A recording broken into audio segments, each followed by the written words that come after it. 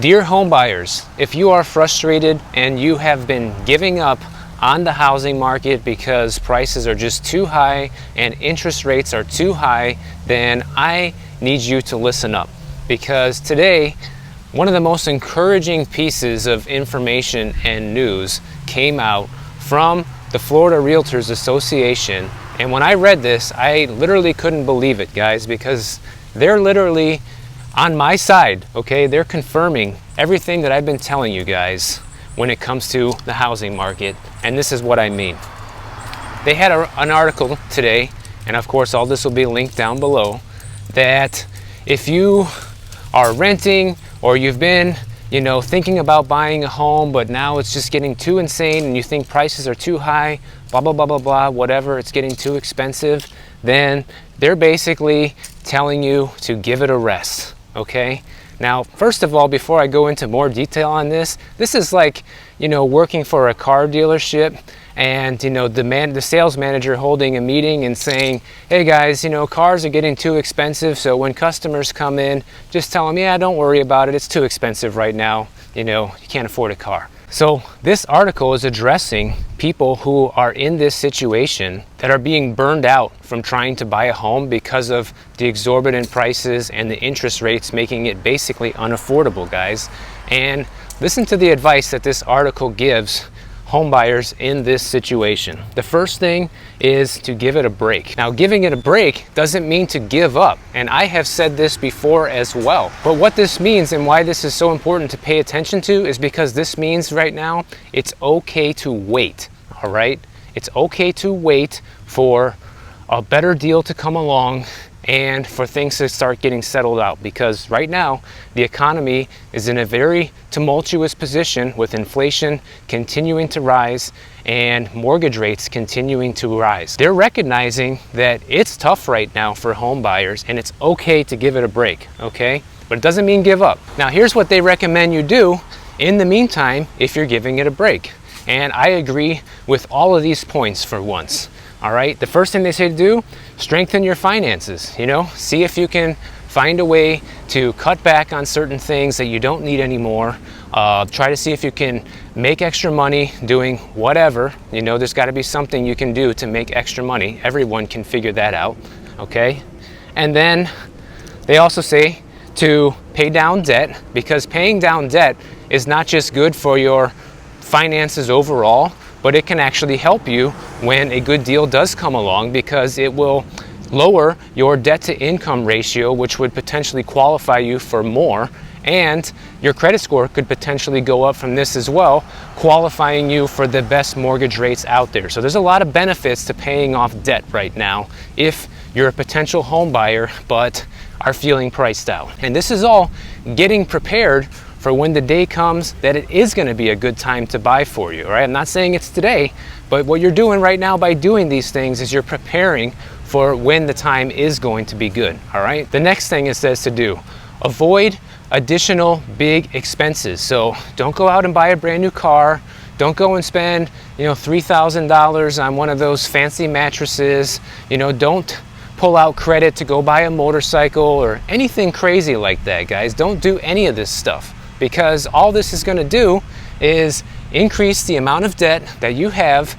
So that's going to hurt you when you want to go get a mortgage, and it's going to make life seem more unaffordable. So you need to be cutting expenses and getting out of debt right now, not adding more to it, okay? So avoiding any type of big purchase, because you want to be saving every dollar you can towards your potential home purchase in the near future, okay? In near future, I mean, it could be another year or two from now, but that's a long time of saving money, all right? Check this out. They're doing something crazy over here with the power lines. Maybe they lost power, making repairs, I don't know. Getting ready for hurricane season, something. And the next step is reevaluate your wants and needs when it comes to a house. Now, every buyer sometimes needs to have a reality check, especially when, the price of things go up, but since everyone watching my channel knows that I do think home prices are going to go down, as they're already going down in many areas. So I think they're going to continue to go down, first of all. But making a list of what you really need and what you want, have a list of criteria of things that Like, all right, I need to have this in my next home. It has to have this. If it doesn't have it, I'm not going to buy it.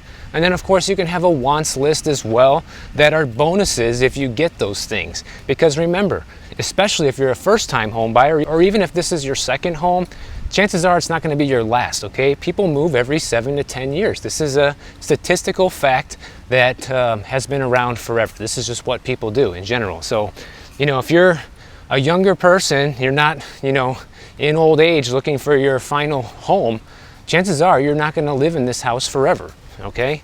And if you are, then obviously you want to be stricter on that criteria. But if you're not, then, you know, maybe being more flexible. And the last thing it says to do is to keep in touch with your lender and your realtor, okay?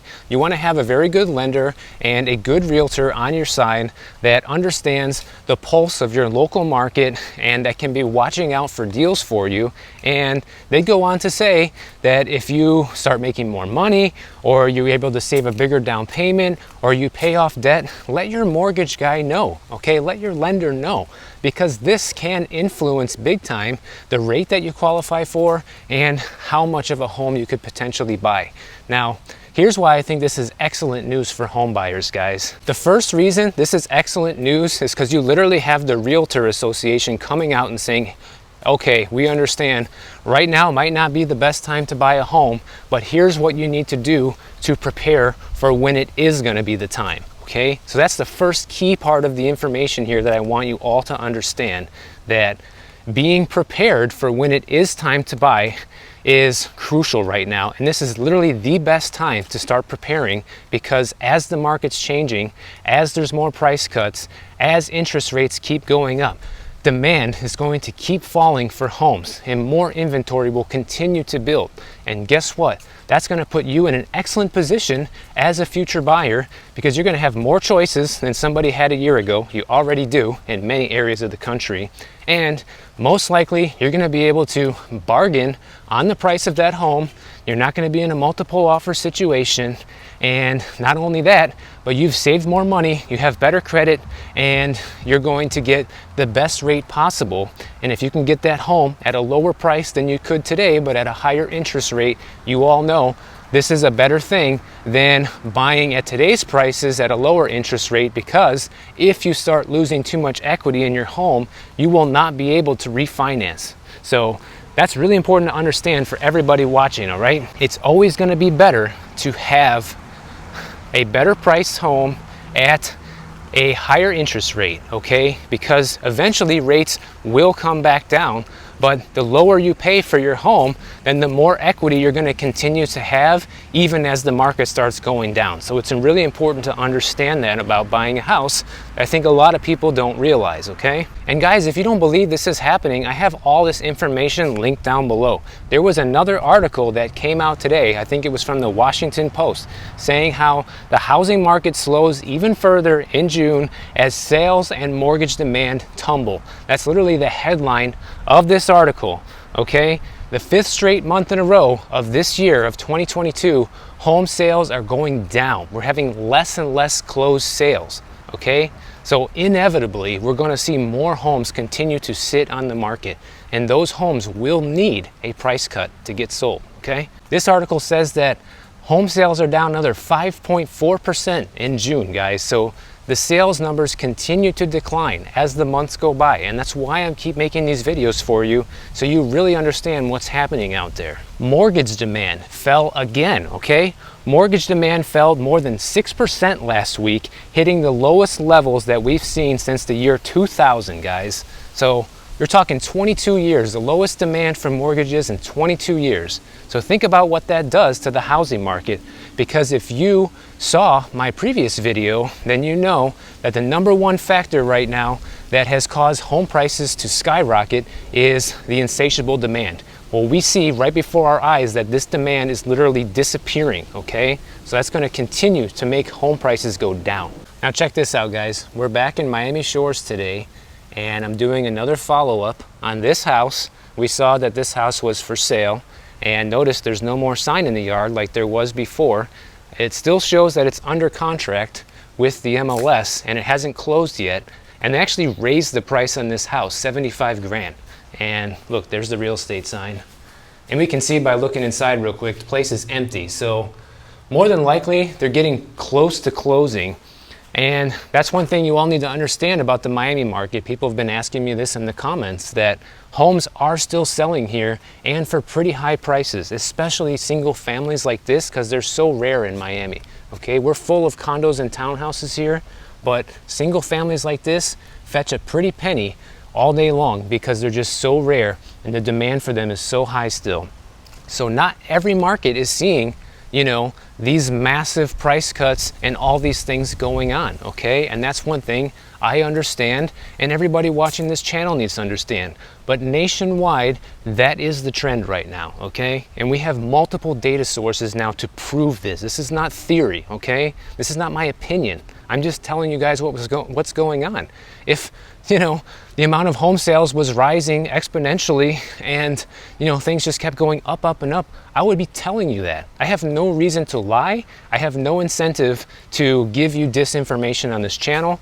And my goal here is to just share with you guys the most up-to-date information that I can find that will help you moving forward in the housing market, whether you're a buyer or a seller. As the end of the month approaches and the next Fed meeting comes up, there's a lot of talk that the Fed is very likely to raise their interest rates by another 100 basis points, guys. And this is guaranteeing that mortgage rates are going to continue to go higher. And one of the objections I've seen from people in the comments is, Michael, if the mortgage interest rates go higher and prices aren't coming down, it's just going to make it more expensive for me to buy, so I should buy right now. No. And the reason why, guys, is because all this real estate data is delayed a little bit. Like we saw, the amount of home sales closed in June is down 5.4%, right? But we only know that now towards the end of July. So all this data lags behind a month or two when it comes to selling homes. And you got to realize, everybody that bought a house and closed in June, they got their financing locked in probably in March, maybe even February, right? So home sales are still closing at high prices is because people were still able to get good rates. But as the year goes on, we're going to continue to see that not happen because people are not able to get those good rates anymore in 95% of cases, okay? So as people cannot get those good rates, it's inevitably going to slow things down. Check out this wall. They got this old coquina rock wall here in Miami Shores. Super cool. This thing must be pretty old because they don't build stuff like that no more. Mortgage rates are going to continue to be volatile because until the Fed can tame inflation, mortgage rates are going to continue to go up. And we know right now that they are nowhere near taming inflation. They still got a long ways to go, guys. So like I said, get ready for 8% interest rates by the end of the year, maybe even higher. And we're talking mortgage interest rates. So this is looking like a very real possibility, and it's only July. So who knows? It could be even higher by the time December rolls around. And of course, I'll be here to keep you posted about that. Now, the next thing right now is because inflation is becoming such a huge issue everywhere. There was a new report that came out showing that depending on where you're moving and where you live, inflation can definitely be a lot worse for you depending on your location. If you live in an area where a lot of people have migrated to in the past couple of years, i.e. Florida, where I live, especially in places like Tampa and Miami, then we are some of the areas of the country right now being hit the hardest with inflation, okay? And if you live in an area where people have been leaving, like San Francisco, for example, it says that inflation in those areas is much lower. So just realize that the more demand your housing market is right now, then the more inflation you're going to be seeing as inflation continues to run out of control, okay? So that's the main thing you got to keep in mind. And if you want to avoid inflation, if you want to lower the cost of inflation for you, then you want to be looking at areas that are not as high in demand to potentially move to, where inflation is going to be lower for you. Another factor that we need to look at when it comes to housing is REITs are in trouble. You know, REITs, those are the real estate funds that are traded on the stock market. It says that lodging and resort REITs right now are down almost 20% in June, guys. So this is another factor that we can look at that is showing the housing market slowing down. Now keep in mind, what is a REIT, right? A REIT is the institutional investors. Like all these institutional investors we're talking about all the time, that's what a REIT is. It's a big corporation that has a large pool of money at its disposal, you know, from regular investors like you and me. People invest in this in the stock market, and they go out and buy real estate, and you get a slice of that return each month from the properties that they buy. And these guys, their share prices are going down because they're in trouble right now. And this is just yet another thing that points to a slowing housing market. So I'm not trying to convince anyone of anything, guys, but the writing is on the wall, okay? You can't ignore all this information and think like Dave Ramsey that everything is beautiful and everything is going to be perfect forever, because it's just not. If it was, then that would be the narrative that would be out there, because a lot of people have a lot of money to lose when things go down like this. So if things were hunky-dory, or if they wanted people to think it was hunky-dory, then, you know, the media would be trying to pump this as much as possible that everything is fine. But we're seeing more and more reputable news outlets come out with these housing reports showing that things are headed in a downward direction right now. The next thing is that more international buyers are coming back to the US and buying right now. And let me just tell you guys, I'm not somebody who's completely against foreign investment in United States real estate. As somebody who has sold real estate to foreign investors, a lot of them are really nice people, and you know, they earn an honest living in their country. They just have, you know, a nice business practice, whatever. Now some of it, probably a lot of it, is also shady money, people doing illegal things that they shouldn't be doing, and they're parking their money here in the US because it's not safe to do so in their country. Now that is a factor, especially here in Miami. But the thing is, since we have this housing crisis right now, where many Americans that live here and work here literally cannot afford a house right now because of all the things we just talked about, then there should be probably some type of moratorium on foreign investment in real estate right now. You know, they put moratoriums on evictions, they put moratoriums on foreclosures, so there's no reason that they can't do a moratorium on foreign investment right now, because that's something that would desperately help the housing market. But honestly, I don't think they need to do that, because I'm very confident that with all the dynamics that we've been talking about here in this video, that the housing market's going to go down on its own, regardless of foreign investors coming in or not. So that's just my opinion, and you know, from all my years of real estate experience, that's what I see happening. So yeah, they could put that moratorium in place, but honestly, I don't think they need to. Now check this out, guys. This was the other house that we saw on this walk. And by the way, the last time I was over here was June 24th. And now, as I'm shooting this, it's July 20th today. So almost a month later. This house is under contract as well. And it's kind of crazy because they were asking $2.3 million for this house. And someone's buying it. Now we don't know for how much yet, because it's not a closed sale yet, and that information won't be public until the house closes escrow. But someone is paying big bucks for this house, all right? And that's just what I wanted to show you guys again, that things do still move in Miami. And you know, even though things are insane right now, but Miami is a very unique market, guys. It's gonna be different than probably where 90% of you live right now. And by the way, back to the foreign investors real quick. If you live in Florida, California, Texas, Arizona, New York, or North Carolina, then you're gonna have the most competition from foreign investors, because these are the top states that they like to buy real estate in. And it's not a big surprise, because even institutional investors here in the US have been buying up real estate mostly in these areas. And the reason they buy in these areas is because they think that the future is going to be the brightest in these areas when it comes to future growth potential, you know, the job market continuing to be strong, and the overall economy in these states being strong. So if you live in another state that's not on this list, because that's only 6 of them, those are the top 6, then you're probably in a much better situation when it comes to having to compete with all cash buyers and institutional investors.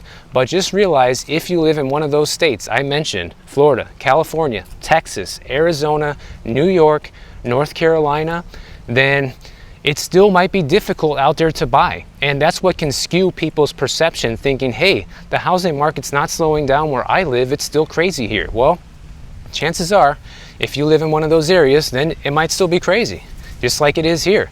Now, a lot of these places aren't flying off the market here, like these houses we looked at. It took time for them to sell, especially at that price point, because not everybody can afford a $2.3 million house. But the point is that it is selling, which is kind of the important thing that we need to recognize. You know, in a lot of other areas of the country, a $2.3 million house probably wouldn't be moving right now. Making some good progress on that one. I remember walking past this one last time I was here. I don't think I put it in the video, but I remember walking past there. So they're still moving along, getting things done with that house. Now, somebody mentioned from my last video that people are able to travel, especially international right now, because the dollar is so strong. And that's a very good point, guys. The dollar will buy you more internationally than it would before, especially in places like Europe, now that the dollar is basically more valuable or equal to a euro. But one thing I want to mention here in this video is that this is not necessarily a good thing. It's good if you're an international traveler right now, but this is not necessarily good for our country overall. You know, as Americans, we might think, oh, this is great news that the dollar is stronger than all these other currency. Well, only when it applies to these certain things like that. But overall, this is a bad thing, and let me tell you why. A lot of US companies, especially the big ones that are traded on the stock market, up to 30% of their revenue in many cases is derived overseas. And the problem with the dollar being more expensive for companies like this is that it puts them in a position where they're less competitive, you know, in countries like Europe trying to sell their American products because they're basically more expensive than things from other countries. So it tends to make sales go down for a lot of these companies, and since a lot of them are publicly traded, it just tends to hurt the stock market even further. So as if the stock market wasn't already in enough trouble, the dollar being stronger is probably going to lead to even further declines in the stock market. And that's another really important dynamic to understand that, of course, is outside of the housing market, but still a very important factor in the overall economy, because as stock prices continue to tumble, guys, less and less people have the money to invest in real estate. That includes institutional investors as well. Look at the REITs going down. So, guys, everything is heading down right now, and this is a good thing, okay? Because we've been in this massively overinflated bubble now for way too long, and it's about time that things go down. And it's going to be a very good thing for all of you home buyers out there who have been waiting and saving, paying off debt. Everything that we talked about in this video is going to pay off big time for everyone out there who's doing this. You will see, because all of the trends point towards this. It's like driving down the street right now, and you know, for a while the traffic light was turning yellow, but you know, still maybe go, maybe not, right? But now the light has turned red, okay? And it's time to stop and hold off. Even the Realtor Association is telling you to just wait it out now. So crazy. I can't believe they came out and said that, but I'm glad they did, because it just strengthens and confirms everything I've been telling you guys, and makes me proud to know that I'm giving you the correct information and the best possible outlook moving forward. If you guys enjoyed this video, please subscribe to the channel. Check out my next video on the screen right over here, and I'll see you over in the next one.